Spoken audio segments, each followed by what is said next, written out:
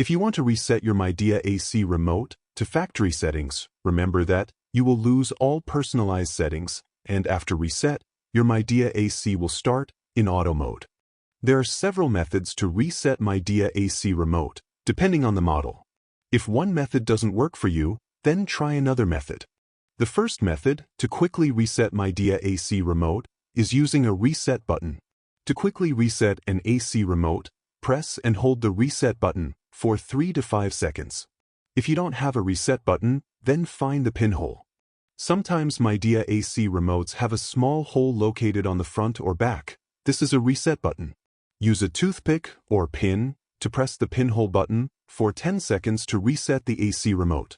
If your Midea remote doesn't have a reset button, don't worry, I'll share alternative solution. Another method to reset Midea AC remote is by removing the batteries from the remote. Remove both batteries and wait few seconds till the display goes off, then put the batteries back. This will successfully reset your AC remote and changes all settings to default factory settings. If your AC remote stops working, it could also be due to weak batteries. To reset the remote, remove the old batteries and wait few seconds, then replace them with new batteries. This will reset your AC remote and get it working again.